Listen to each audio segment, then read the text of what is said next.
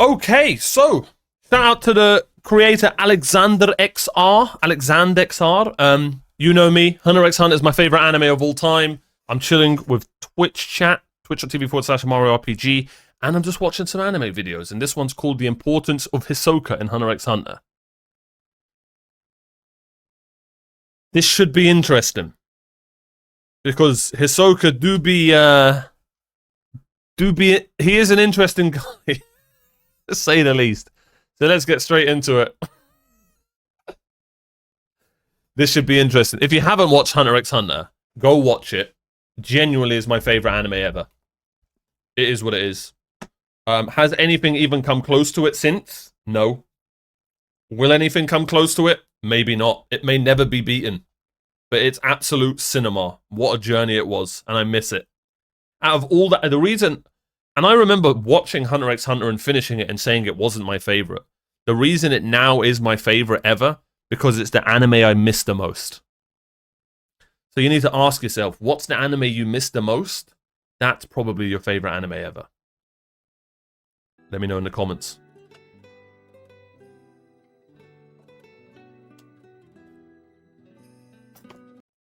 Including the manga? Ooh. When was this made? 8 years ago. I think I should be good, right? Right? I should be good. There was a moment during my first watch of the 2011 adaptation of Hunter x Hunter that took my breath away. It was just a little tiny moment in the midst of a sweeping, cinematic, huge scene, but it quite literally exhilarated me. It was the imagery of Hunter x Hunter's personified trump card, Hisoka, overlooking the chaos of the Phantom Troop's requiem of destruction and mourning, illuminated on the top of a skyscraper against the night sky. Hisoka had virtually nothing to do with that specific scene, and this part of the story was mainly focused on Chrollo, the troop. God, I love Hunter x Hunter's art style so much. But Hisoka's mere presence got me thinking. No matter what happens in the foreground of this amazing story, there will always be a swaggering, smiling clown skulking in the background, waiting in the shadows. We don't know if Hisoka will flick his switch in 2 episodes or 20, but eventually, this guy will do something incredible. Along with being... He's got a point. It's almost like you've got a... I know he's not the main character of the anime, but the whole time you're watching Hunter x Hunter, it's like there's a whole other story going on in the background, and Hisoka's his own main character. And you're always wondering, when is he going to come back? When is he going to show up? What the hell is he thinking? That's a really good point he brings up. The beauty of this scene, seeing Hisoka there just got me so excited for what was to come. What's good, Tol? It reminded me that Hunter x Hunter is a series that never gets too safe, never stops surprising the audience, and always manages to captivate and entertain. This is the brilliance of Hisoka. A perfect time to post that part. This goes without saying, but Hisoka distinguishes himself. Togashi threw out the rulebook when crafting him, and this is what makes him so good. For such an important character, there is very, very little background information on Hisoka. True. The literal only canon fact about Hisoka's past involves the origin and inspiration for his bungee gum nen technique. In the manga and 2011 anime, Hisoka reveals that he named his technique after both a candy and chewing gum brand that he enjoyed as a kid. In the 1999 anime, this is expanded upon slightly as Hisoka... So, I'm currently watching Yu Yu Hakusho, and I'm loving it. I'm going to make a video kind of in this style about Yu Yu Hakusho. I think I'm then going to watch Hunter x Hunter. The old school Hunter x Hunter. One thing I will say about Hisoka is he's got one of the most unique character designs in anime I've seen. Like, the rings and the torso rings as well. Like, Togashi's just built differently, man. He just is. Go watch Yu Yu Hakusho as well. It's so good. He named his technique after both a candy and chewing gum brand that he enjoyed as a kid. In the 1999 anime, this is expanded upon slightly as Hisoka reveals to Gon that he named bungee gum after a gum that he loved as a child, and that due to his family being so poor, he often chewed it until it lost all of its flavor. And that is it. That is all the canon information we have about Hisoka's past. There was indeed a one-shot chapter about Hisoka's past written by Tokyo Ghoul mangaka Sui Ishida, but this has, at the time of this video and to my knowledge Not at canon. least, not been confirmed as canon. Yeah. It documents Hisoka's past in a time where he was a brilliant circus performer, during which he learned about Nen from a ringmaster of a circus troupe. See, you see Hunter x Hunter's your favorite mangaka's favorite manga, right? I mean, it just is real different. Did they just say that the guy who made Tokyo Ghoul made his own fan art, or whatever you want to call it, fan manga about Hisoka? That is what he just said, right? I read this. This was so good, this chapter. I might have to read it. He's got the coolest Nen, he does. And you know what? I haven't watched a lot of animes, but Hisoka's got one of the best themes in anime as well. He really does. Super unique. It documents for this video, and to my knowledge at least, not been confirmed as canon. This Hisoka's past, written by Tokyo Ghoul mangaka Sui Ishida, but this has, at the time of this video and to my knowledge at least, not been confirmed as canon. It documents Hisoka's past in a time where he was a brilliant circus performer, during which he learned about Nen from a ringmaster of a circus troupe. It reveals how he came across Nen and developed it, but doesn't really establish how Hisoka came to have the personality that he has. Oh, it was him. A lot of his traits were already present in this story. Regardless, it is an interesting read that may indeed end up being confirmed. Oh, he's doing a water technique. So check it out if you haven't already. So as you can see, we know so little about what made Hisoka the person that he is, and that just adds to the enigma that is his character. It is not Hisoka's past that dictates his characterization, but his moment-to-moment desires in the present. The characters of Hunter x Hunter are all diverse and unique, but Hisoka takes that to a different level. He is so remarkable and distinct. He sings to a completely different tune compared to literally every single character in Hunter x Hunter. I forgot he did that. And this is what makes Hisoka special. From a narrative, balancing, thematic, and purely entertainment-based standpoint.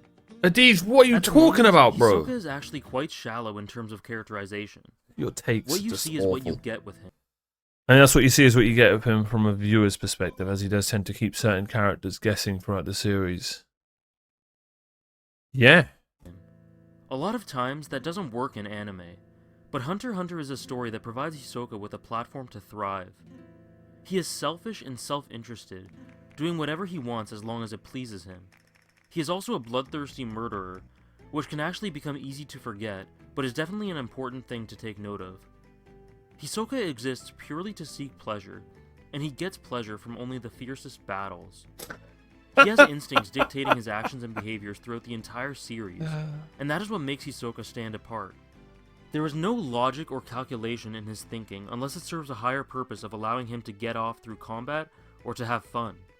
His morals are basically non-existent as well. He essentially determines a person's worth by how much of a thrill he can get through fighting them. The only reason he refrains from killing Gon, for example, in multiple points throughout the series, is because he wants to see him become stronger, fight him at his best, and subsequently derive pleasure from the fight. He needs to cut his nails as well. I've seen characters in fiction who love to fight and were guided by instinct, but Hisoka takes these traits to extremes that are insane, but somehow work wonderfully and blend in terrifically with Togashi's tale.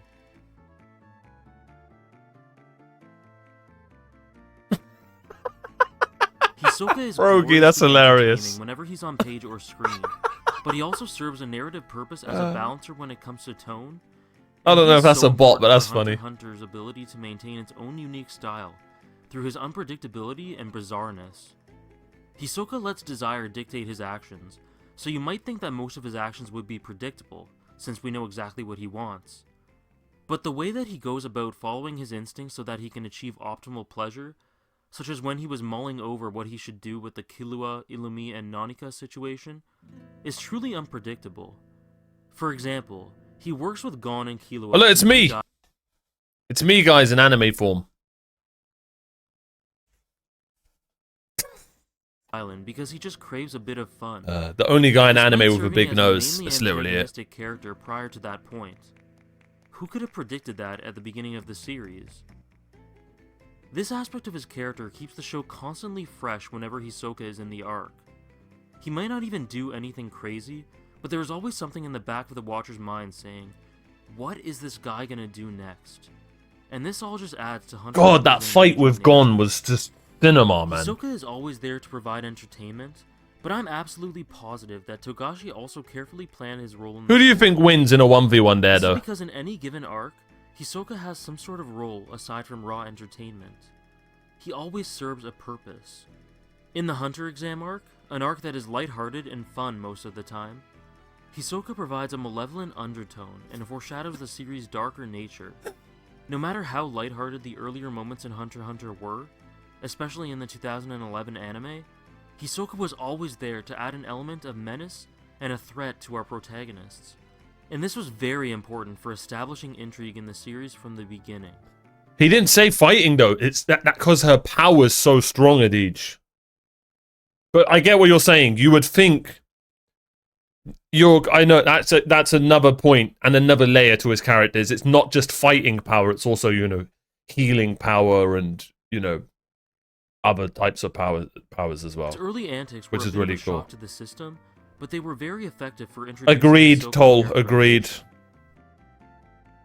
In the Heavens Arena arc, Hisoka acts as a benchmark and Well, you say no one can touch Hisoka, but Gon did. The most satisfying punch. Man, I loved that fight so a much. goal for Gon. Reaching the level of combat skill where he can compete with Hisoka is the biggest endeavor for Gon at this point. And Hisoka's skill level... You know another thing Yu Yu Hakusho does? It does you know when the anime episode's finished and it does that freeze frame and it turns into like an art style? It does that provides as well. an end goal for Gon and drives the plot of the arc and Gon's actions forward. We also learn a great deal about the intricacies of Nen through Hisoka, specifically through his fight with Castro and the ensuing explanation of how he won. Not to mention that Hisoka was one half of one of the high points in the series, his incredible fight with Gon, Yep. and I have to give him some credit for that.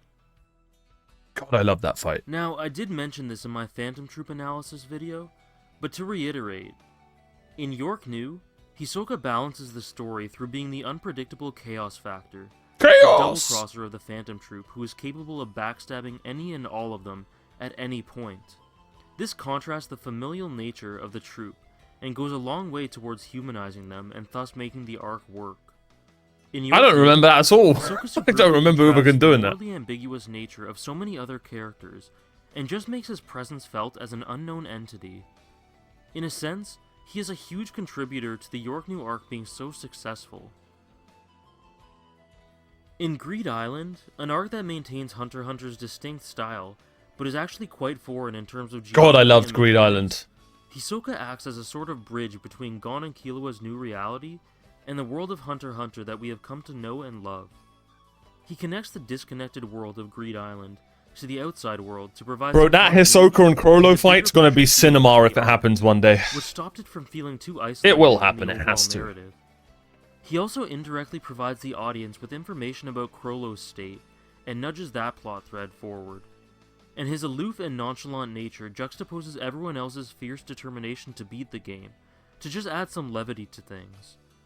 I always found it hilarious just seeing Hisoka drunkenly smiling. What in makes the you say back that, Darkcraft? as Gon and Killua Oh, wait, I shared went the so wrong many way. touching moments during the volleyball game with Razor. Last but not least, Hisoka's presence in the election arc was so significant in grounding the story after the relatively off-the-wall and detached nature of the Chimera Ant arc. Chimera Ant was wonderful, but through it we experience a great deal of darkness and grimness. It was brilliant, but it was a totally different side to Hunter x Hunter, and after 60-something episodes and countless chapters of heavy stuff, Cinema. some pure fun was badly needed. And Happy is New Year's, exactly your what friend. I Hisoka appreciate you. provides through his presence in the Hunter election. I can't tell you how much of a joy it was for me to see this man strut his stuff again. It was the Happy New Hunter x Hunter Year! equivalent of returning home From after me a and long, Hisoka. draining, Oh. emotional vacation. Also, we get to see a different side of Hisoka here. And For Illumi. the first time in the series, he is legitimately a little bit rattled and worried due to the havoc that Nanika's power could potentially cause. So it is interesting to see the way he reacts to a rare situation in which he is not totally in control of things. As for the ongoing Dark Continent arc, well, This is manga stuff, right?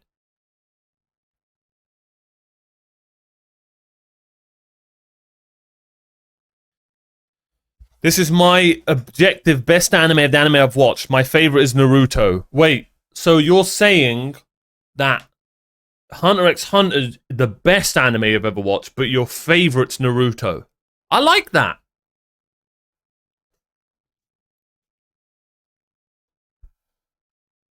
By the way, Omar, you might not believe it, but it's way creepier in the old version. Oh, Sally, you watched? See, I like that you can differentiate the two, Darkraft. I like that. We'll skip. There we go. Hisoka was in had its own specific style, but Togashi often used Hisoka as a counterweight to balance out the arcs, and make sure that the story was not focused too heavily on one emphasized characteristic. This was a big contributor to keeping the audience guessing throughout the series and maintaining its gripping and unpredictable nature. Hisoka adding balance is not only true for each individual arc, but also for Hunter x Hunter as a whole. In a series I miss Gon so much. It's like a little brother. I actually miss him so much. Sometimes you just need a clown man. No other anime character has like been a little bro. Do you know what I mean? Like Gon has. A series that takes itself too seriously usually gets bogged down in its own melodrama. I miss that little bastard. Hisoka's quirky interactions immediately after the Chimera Ant arc was a true breath of fresh air. Yeah, barely not in it a lot, is he? Of the character of Hisoka in Hunter x Hunter to the phrase, everything in moderation. Hisoka has plenty of screen time, but he is absent or relatively unimportant for a good deal of the story. He was pivotal to Heaven's Arena and the Hunter exam, but in York New, Greed Island, and the Hunter election, Hisoka is nothing more than a secondary support character or antagonist. But this is far from a negative. Oh, that OST's from Hunter x Hunter 99. Togashi for his meticulous use of one of the show's greatest assets. He does the same with Leario. What's so elite about Togashi is all the characters around the main character can be in it for 10 episodes if he wants. Over like 100 episodes. Bro, the guy can just make it work. And you'll remember those 10 episodes that guy was in. Do you know what I mean? How much does the 1999 cover? I think it stops after the Phantom Thief stuff. New York. York New. I think.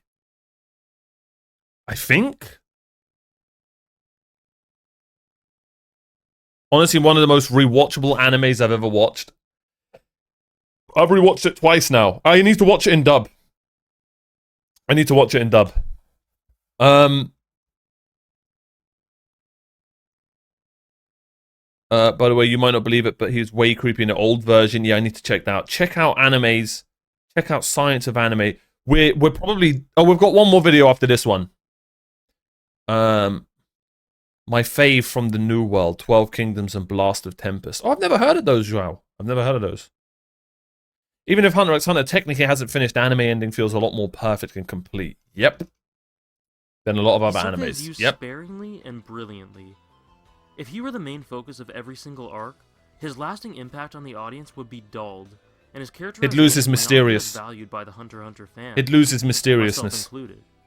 Adding to that, Hisoka being a prominent character in some of these arcs would just be jarring and out of place in terms of tone.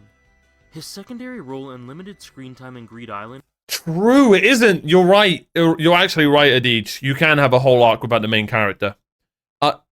Togashi, my bad. When I said not the main character... Nope, I was wrong. For example, was perfect. And unless Togashi had made the conscious decision to take his character in a more nuanced and subtle direction, I simply cannot imagine... That's my goat right there. ...in the Chimera Ant arc. And changing Hisoka into a subtler character to fit in with the heavier, morally gray material would have been a mistake as well, because Hisoka is the polar opposite of subtle, and that should never, ever change, in my opinion. I would love if Hisoka was in every single episode, but too much of a good thing can indeed be a bad thing. He is used just enough to have a big influence on the series, but not enough for us to become accustomed to his presence. Thus, what if he was in the show too much, you'd then want to know everything about him. But because he's in the show and used so perfectly, You don't need a backstory. Don't get me wrong, we'd love a backstory and, you know, a whole anime about Hisoka's upbringing or whatever. But like what the guy just said there, too much of something can kind of ruin it. You know, that could kind of ruin his mysteriousness and his whole aura and vibe that you get with Hisoka. Same with, I'm not gonna lie, him and Illumi, I've kind of got them in the same, like, bracket of, like, characters, man. There's, like, I guess we know more about Illumi, right? I guess so. But, they both give me the same vibe. Which is why they're best friends. Every moment that we have with him. They're not friends at all, are they? Despite all that I've said about Hisoka's importance to the narrative, I failed to mention certain... They are kind of homies. It's like me and Adij. Hisoka is not very deep, true, but his characterization is so well done that it doesn't matter. He is a brilliant tactical strategist, he feels no fear, he doesn't seem to react to pain. He is actually nearly primitive with how tunnel-visioned he is at times, with the ultimate goal of pleasure, of course, in mind. He eviscerated that poor guy. Above all, Hisoka is just so much fun. He's a character that quite literally makes you forget that he's a bloodthirsty psychopath through his charisma. And, yeah. And I can't overstate how impressive that is. He is infectious, and I found myself hanging on to his every word. Okay, now he's glazing. The significance he serves to the structure of Hunter x Hunter's story simply can't be overlooked, and he is so integral to the series for so many reasons.